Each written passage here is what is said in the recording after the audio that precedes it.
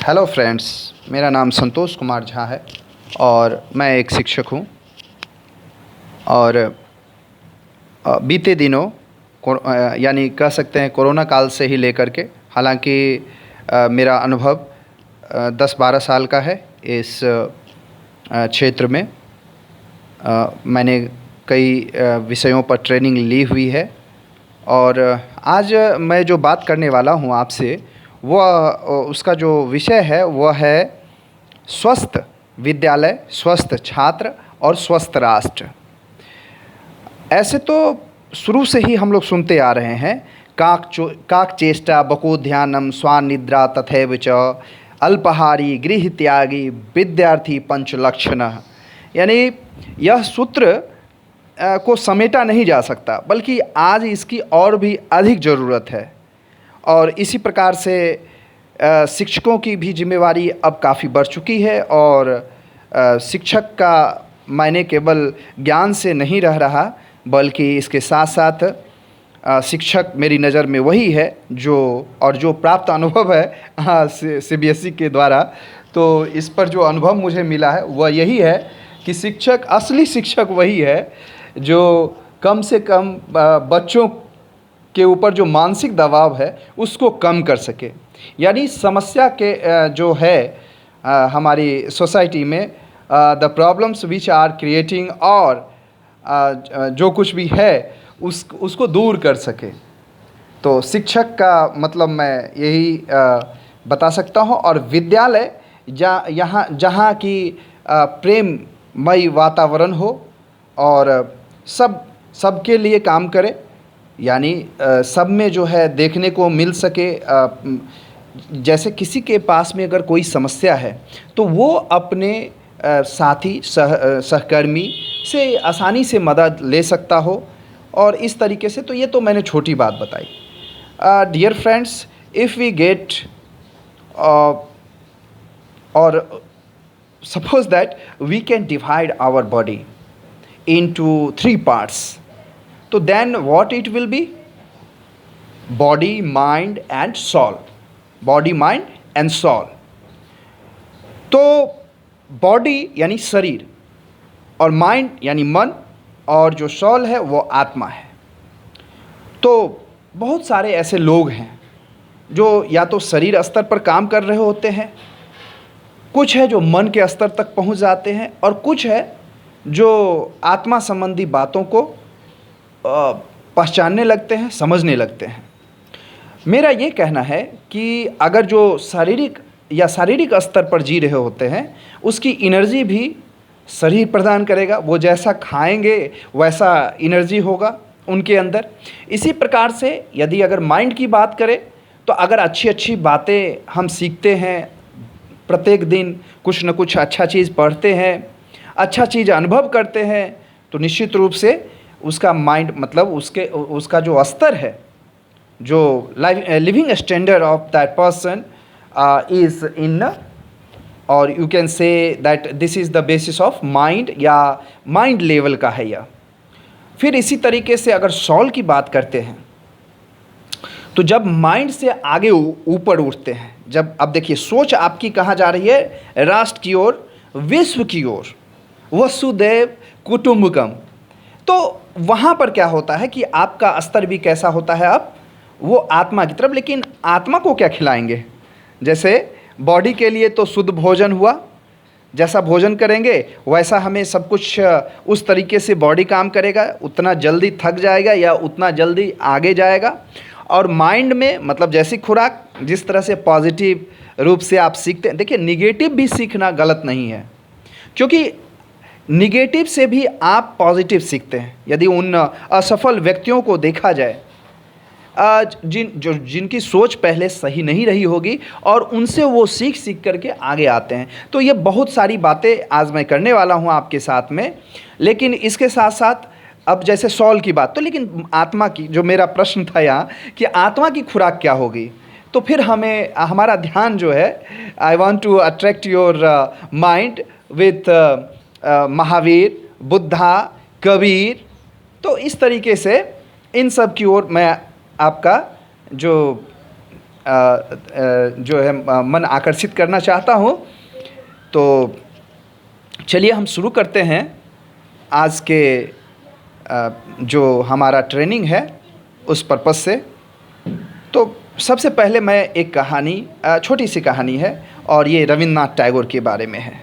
जैसे अगर मैं ये जानूं कि विद्यालय आखिर कैसा होना चाहिए, स्वस्थ विद्यालय किसे कहा जाएगा।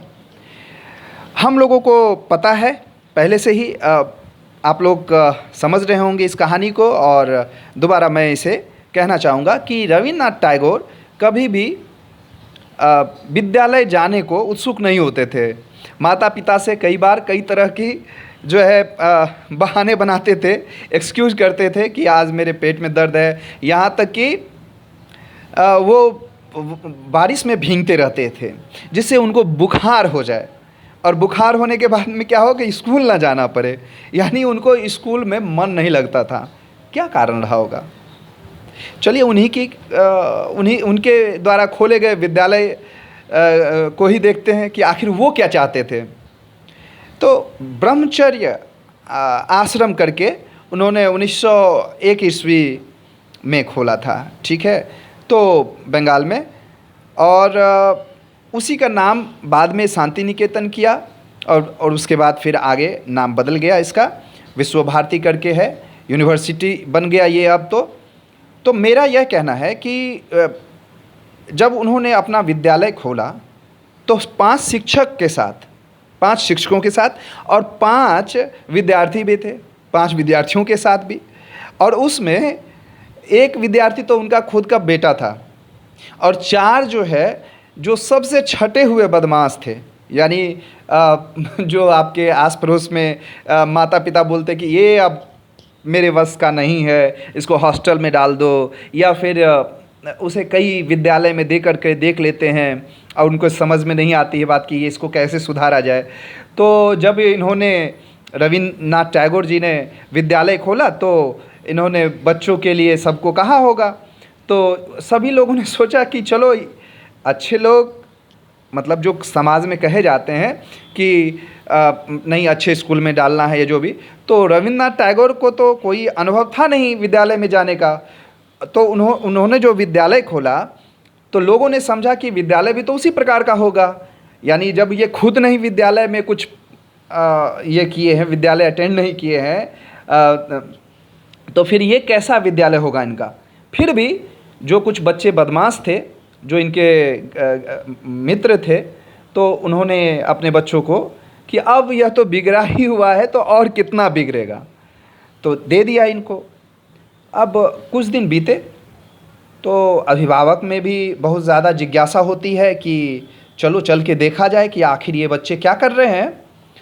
तो जब ये लोग गए गुरुजी के विद्यालय में तो देखा गुरुजी बैठे हुए हैं पेड़ के नीचे, और कुछ बच्चे नीचे बैठे हैं। तब तक बच्चों की संख्या भी बढ़ी। इसी तरीके से बदमाश मैं बच्चों को बिल्कुल नहीं कह सकता हूँ। यह पहली बात है शिक्षकों के लिए। यदि अगर बच्चा बदमाश हो गया तो समझ जाइए कि शिक्षक निगेटिव हो चुके हैं उसके प्रति, फिर उसमें सुधार की कोई गुंजाइश हो नहीं सकती है। तो चलते हैं पहले कहानी की ओर। तो अभिभावकों ने देखा कि कुछ बच्चे आम तोड़ रहे हैं पेड़ पर चढ़कर, और कुछ बच्चे इधर उधर कुछ खेल रहे हैं, और रविंद्रनाथ टैगोर जी बैठकर सबको सुन रहे हैं, वॉच कर रहे हैं। यानी उनका साथ दे रहा है, साथ देना हुआ, साथ दे रहे हैं। तो इसका मतलब यहाँ शिक्षक ना हो करके they are helping to each other, जैसे लग रहा है एक दूसरे की मदद कर रहे हैं वो लोग।